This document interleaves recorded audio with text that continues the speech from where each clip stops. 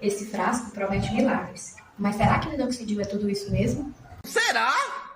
Fica até o final desse vídeo que eu vou te explicar tudo sobre o minoxidil.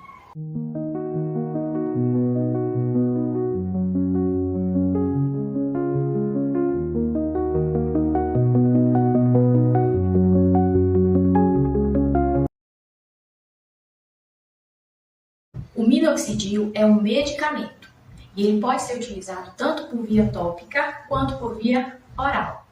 A princípio, o minoxidil não foi inventado para aumentar cabelo. Inicialmente, ele é indicado para tratar a hipertensão arterial, porque ele faz uma vasodilatação.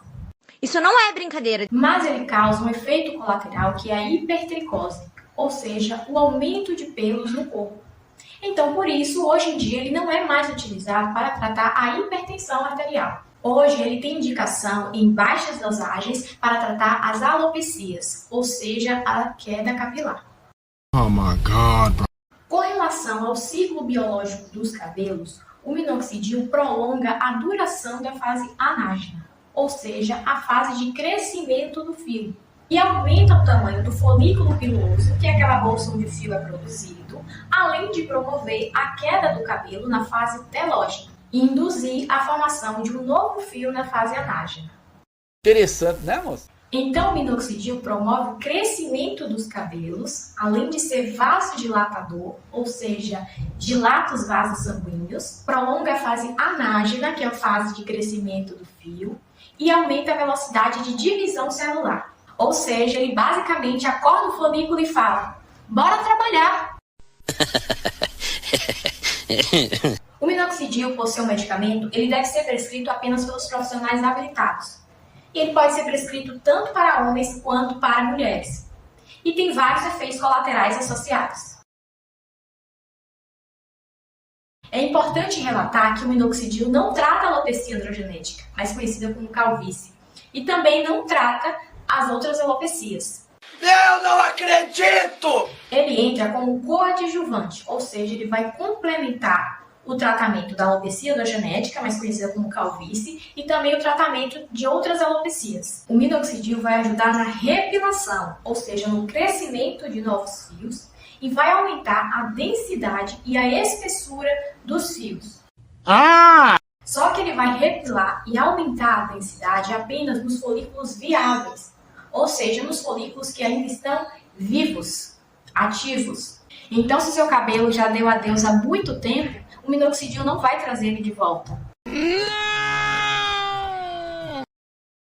Sobre aumentar a espessura dos fios, se você sempre teve cabelos finos, não adianta utilizar o minoxidil para engrossar, porque a espessura dos fios é definida geneticamente, ou seja, quando você está sendo formado lá na barriga de sua mãe. Agora, se você sofreu um afinamento devido a uma patologia, a uma doença, aí sim você pode utilizar o minoxidil para melhorar essa espessura. Lembrando que o minoxidil oral ele terá ação em todos os folículos corporais e não só no capilar.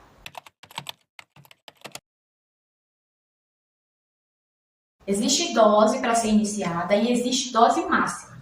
Lembrando que os efeitos adversos do minoxidil está estritamente ligado à dose. Então, quanto maior a dose, maior a probabilidade dos efeitos colaterais. A maioria dos profissionais trabalham com low dose, ou seja, com doses baixas. O ideal é começar com a dose baixa e depois ir aumentando aos poucos.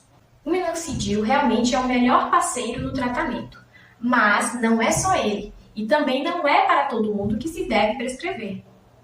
Eu tô passada.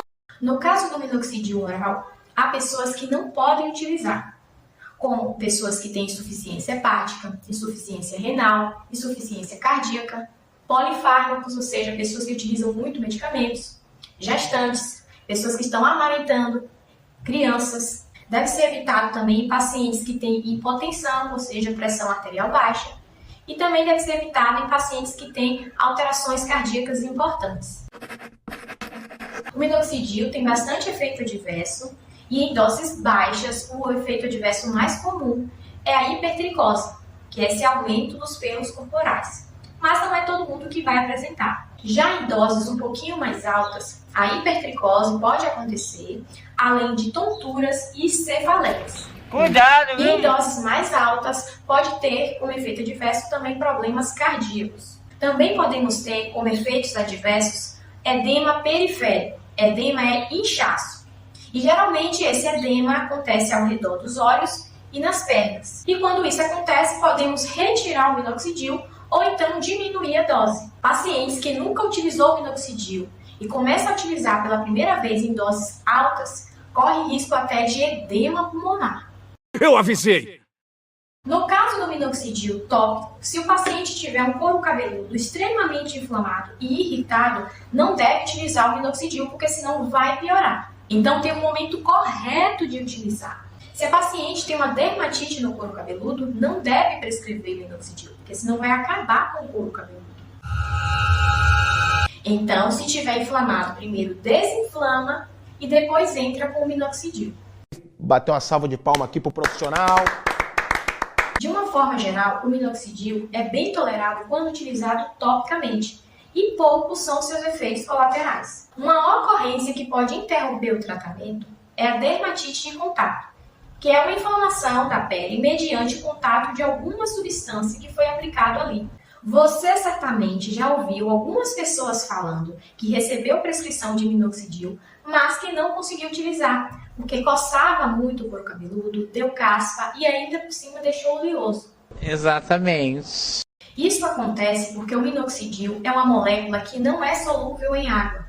Então, para conseguir fazer uma formulação com minoxidil, seja na farmácia de manipulação ou na indústria, é preciso utilizar veículos solventes como o álcool e co-solventes como o propileno glicol. E esse etanol e o propileno glicol são irritantes na pele. Eles acabam realmente causando uma irritação, uma inflamação, uma deslipidização. Mexe com a microbiota, mexe com o pH e pode trazer esse efeito colateral como a coceira, a descamação, a inflamação e o aspecto de couro cabeludo oleoso. E essa dermatite de contato irritativa, ela pode evoluir para uma dermatite de contato alérgica.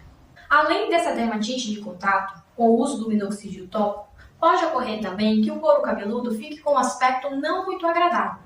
Porque a mistura da água com o álcool e propileno glicol pode realmente deixar um aspecto pegajoso no couro cabeludo. Ô, viado, falta muito pra acabar essa porra. Mas, hoje no mercado, já existe um veículo como, por exemplo, o tricosol, que é um veículo hidrofílico não irritante. E ele é utilizado para receber o minoxidil e, com isso, essa fórmula do minoxidil não vai causar tanta irritação para o couro cabeludo.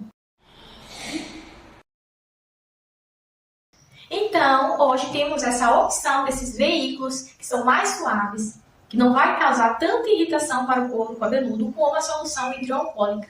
Também temos o que chamamos de efeito shedding. Que diabo é isso? O minoxidil ele vai dar um ajuste no ciclo capilar. Então, quando o paciente que nunca utilizou o minoxidil e começa a utilizar em doses altas, como por exemplo no tópico 5% ou no oral 3 mg, o paciente vai ter essa queda capilar, que é o que chamamos desse efeito shedding. Não estou falando que vai cair todo o cabelo do paciente, mas vai ter uma queda que pode assustar. Então, existe o que chamamos de manejo terapêutico.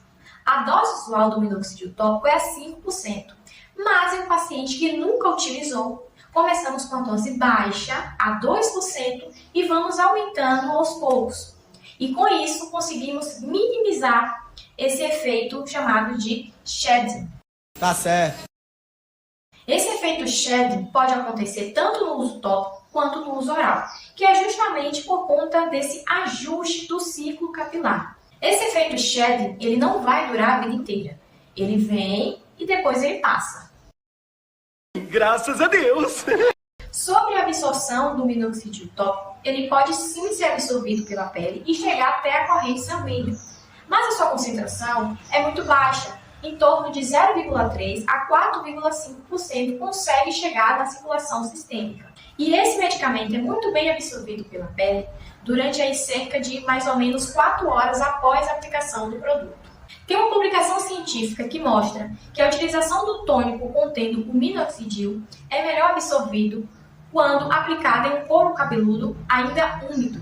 Então, indicamos utilizar o minoxidil com o couro cabeludo úmido, logo após a higienização, para facilitar essa permeação do minoxidil. Quanto à interação medicamentosa com o uso do minoxidil oral, vamos abrir nossa preocupação com qualquer fármaco que tenha efeito vasodilatador. O minoxidil é da mesma classe da hidralazina, que é um outro medicamento. Eles são vasodilatadores diretos. Então, essa associação pode potencializar o efeito vasodilatador. Também temos o famoso Viagra, que é a sildenafila. Temos também a tadalafila e a sildenafila. Todos esses medicamentos vão causar essa vasodilatação. Então, temos que ter muito cuidado com a questão da interação medicamentosa. Porque todos esses medicamentos, quando associados com o minoxidil, pode potencializar esse efeito vasodilatador e com isso pode causar hipotensão e também outros efeitos cardíacos. Cuidado! Então, finaliza esse vídeo falando que o minoxidil não é poção mágica, mas ele tem um papel importante, se usar direito. Comenta aqui e manda esse vídeo para aquele amigo que quer virar um leão de juba.